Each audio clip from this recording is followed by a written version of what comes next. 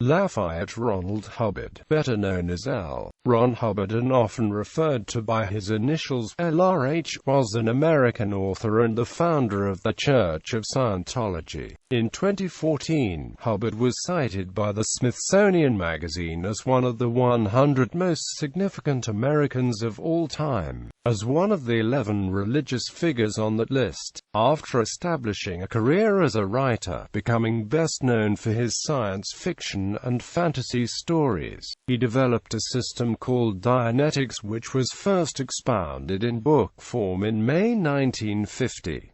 He subsequently developed his ideas into a wide-ranging set of doctrines and practices as part of a new religious movement that he called Scientology. His writings became the guiding texts for the Church of Scientology and a number of affiliated organizations that address such diverse topics as business administration, literacy, and drug rehabilitation. The Church's dissemination of these materials led to Hubbard being listed by the Guinness Book of World Records as the most translated and published author in the world. The Guinness World Record for the most audio books published for one author is also held by Hubbard. Although many aspects of Hubbard's life story are disputed, there is general agreement about its basic outline. Born in Tilden, Nebraska, he spent much of his childhood in Helena, Montana. He traveled in Asia and the South Pacific in the late 1920s after his father, an officer in the United States Navy, was posted to the U.S. Naval Base on Guam. He attended George Washington University in Washington, D.C. at the start of the 1930s before dropping out and beginning his career as a prolific writer of pulp fiction stories. He served briefly in the United States Marine Corps Reserve and was an officer in the United States Navy during World War II,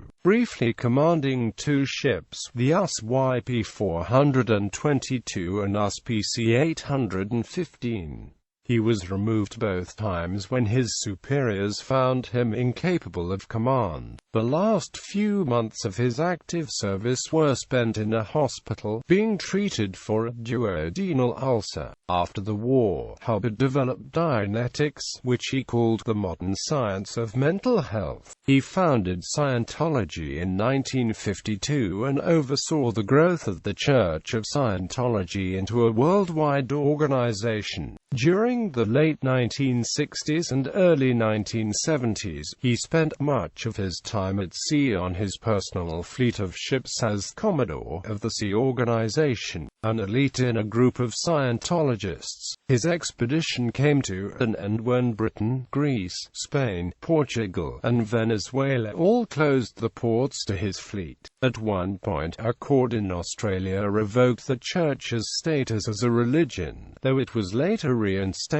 Hubbard returned to the United States in 1975 and went into seclusion in the California desert. In 1978, a trial court in France convicted Hubbard of fraud in absentia. Others' convictions from the same trial were reversed on appeal, but Hubbard died before the court considered his case.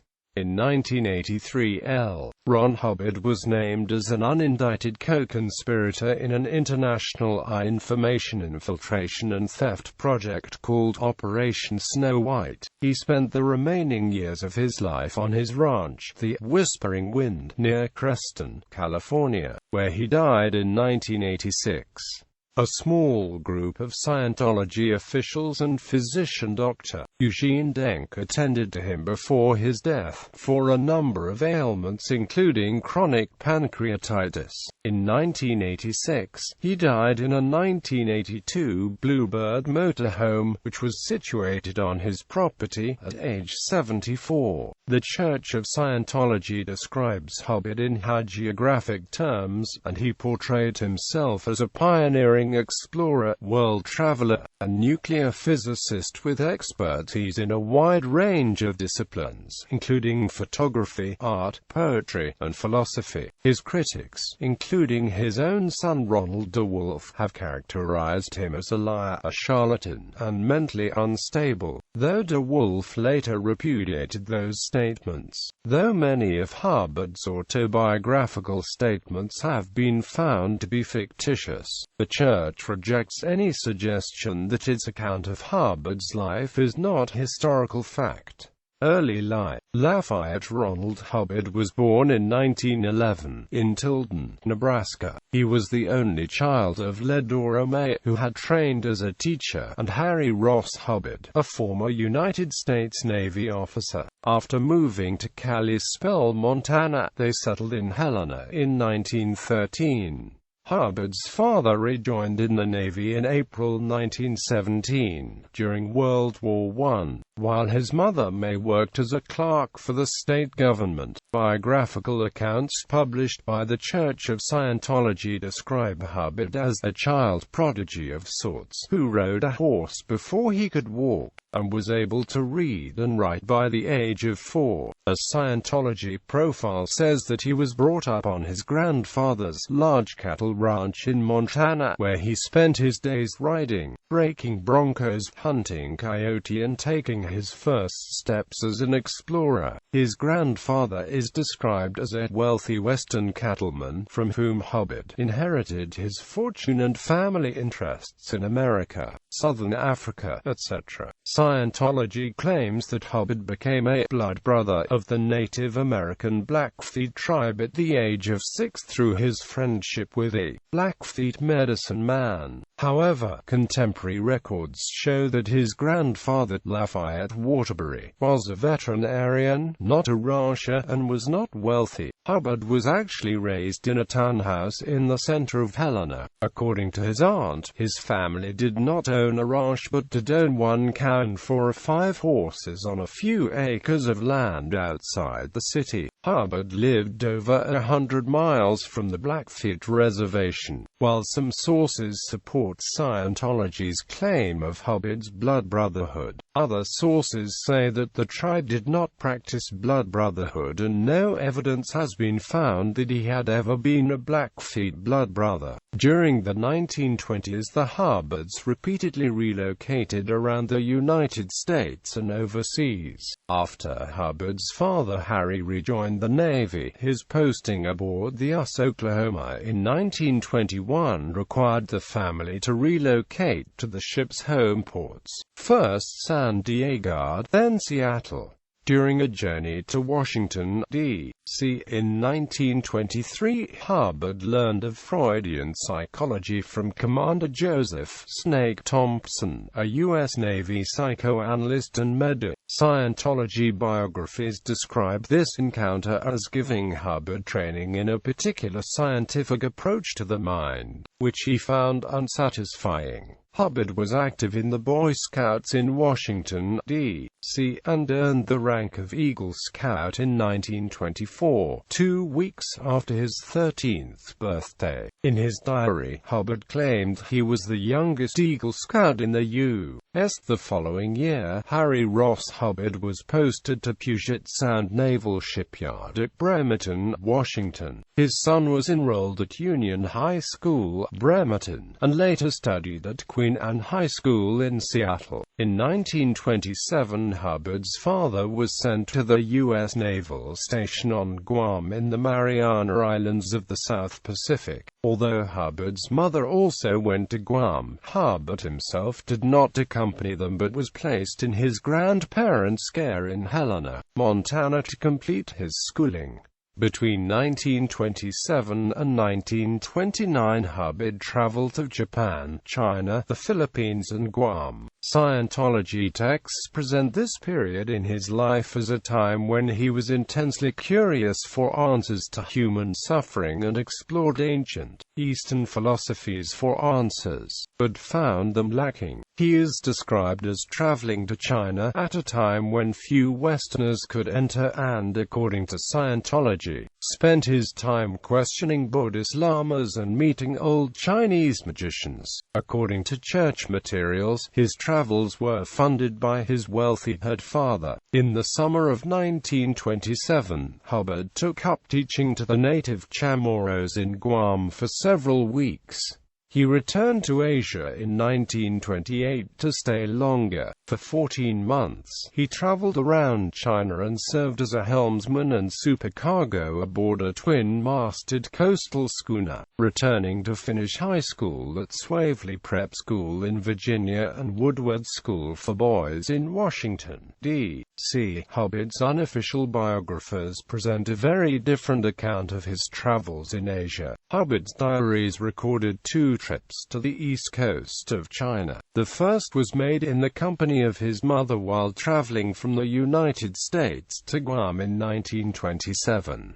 It consisted of a brief stopover in a couple of Chinese ports before traveling on to Guam, where he stayed for 6 weeks before returning home. He recorded his impressions of the places he visited and disdained the poverty of the inhabitants of Japan and China, whom he described as gooks and lazy ignorant. His second visit was a family holiday which took Hubbard and his parents to China via the Philippines in 1928. After his return to the United States, in September 1927, Hubbard enrolled at Helena High School, where he contributed to the school paper, but earned only poor grades. He abandoned school the following May and went back west to stay with his aunt and uncle in Seattle. He joined his parents in Guam in June 1928.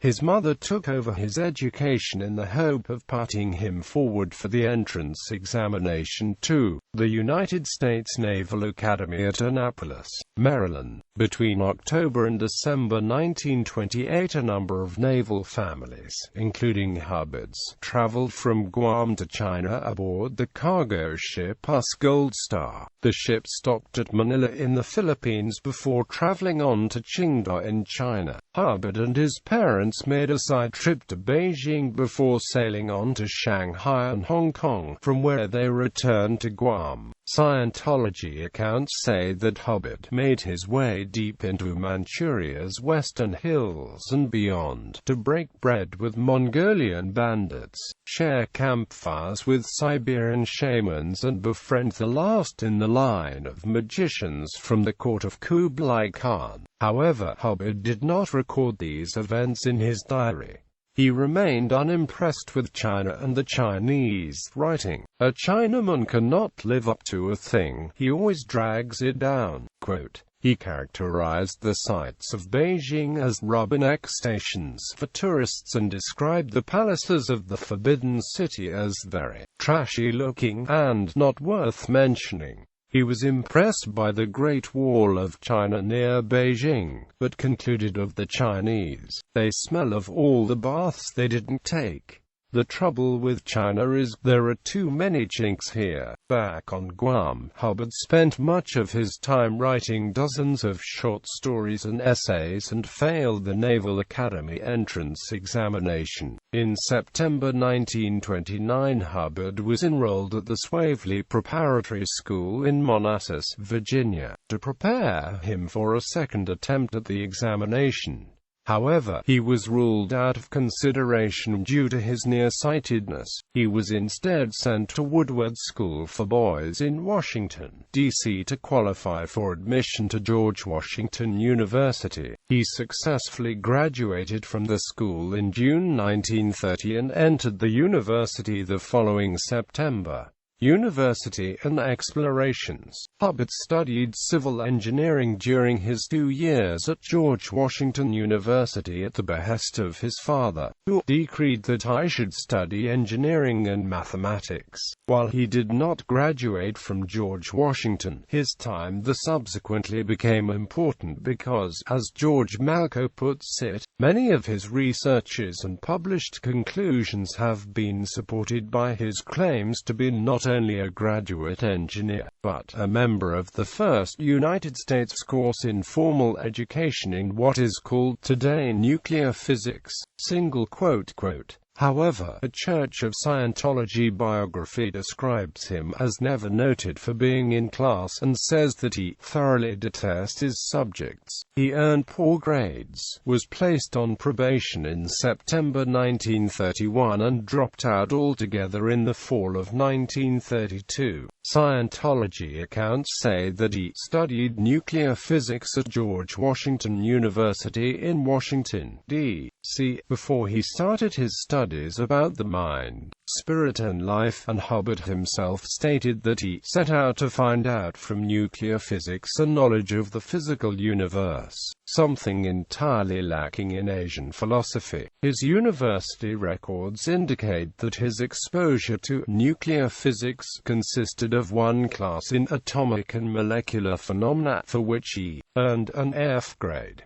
Scientologists claim he was more interested in extracurricular activities, particularly writing and flying. According to church materials, he earned his wings as a pioneering barnstormer at the dawn of American aviation, and was recognized as one of the country's most outstanding pilots. With virtually no training time, he takes up powered flight and barnstorms throughout the Midwest. His M.N. certificate, however, records that he qualified to fly only gliders rather than powered aircraft and gave up his certificate when he could not afford the renewal fee. During Hubbard's final semester, he organized an expedition to the Caribbean for 50 young gentlemen rovers aboard the schooner Doris Hamlin, commencing in June 1932. The aims of the Caribbean motion picture expedition were stated as being to explore and film the pirate strongholds and bivouacs of the Spanish Main, and to collect whatever one collects for exhibits in museums. It ran into trouble even before it left the port of Baltimore. 10 participants quit and storms blew to the ship far off course to Bermuda. 11 more members of the expedition quit there and more left when the ship arrived at Martinique. With the expedition running critically short of money, the ship's owners ordered it to return to Baltimore. Hubbard blamed the expedition's problems on the captain. The ship's doer, Captain Garfield, proved himself far less than a captain courageous, requiring Ron Hubbard's hand at both the helm and the charts. Specimens and photographs collected by the expedition are said by Scientology accounts to have been acquired by the University of Michigan, the U.S. Hydrographic Office, an unspecified national museum, and a New York Times, though none of those institutions have any record of this. Hubbard later wrote that the expedition was a crazy idea at best, and I knew it, but I went ahead anyway. Chartered a 4-masted schooner and embarked with some 50 luckless souls who haven't stopped their cursings yet. Quote, he called it a two-bit expedition and financial bust, which resulted in some of its participants making legal claims against him for refunds. After leaving university, Hubbard traveled to Puerto Rico in what the Church of Scientology calls the Puerto Rican Mineralogical Expedition. Scientologists claim he made the first complete mineralogical survey of Puerto Rico as a means of augmenting his pay with a mining venture, during which he sluiced inland rivers and crisscrossed the island in search of elusive gold, as well as carrying out much ethnological work amongst the interior villages and native hillsmen. Hubbard's unofficial biographer Russell Miller writes that neither the United States Geological Survey nor the Puerto Rican Department of Natural Resources have any record of any such expedition. According to Miller, Hubbard traveled to Puerto Rico in November 1932 after his father volunteered him for the Red Cross relief effort following the devastating 1932 San Ciprian hurricane. In a 1957 lecture, Hubbard said that he had been a field executive with the American Red Cross in the Puerto Rico hurricane disaster. According to his own account, Hubbard spent much of his time prospecting unsuccessfully for gold. Towards the end of his stay on Puerto Rico, he appears to have done some work for a Washington, D.C. firm called West Indies Minerals Incorporated, accompanying a surveyor in an investigation of a small property near the town of Luquillo, Puerto Rico. The survey was unsuccessful. A few years later, Hubbard wrote, harboring the thought that the conquistadors might have left some gold behind, I determined to find it. Gold prospecting in the wake of the conquistadors, on the hunting grounds of the pirates in the islands which still reek of Columbus, is romantic, and I do not begrudge the sweat which splashed in muddy rivers, and the bits of khaki which have probably blown away from the thorn bushes long ago. After a half-year or more of intensive search, after wearing my palms thin wielding a sample pack, after assaying a few hundred sacks of ore, I came back a failure.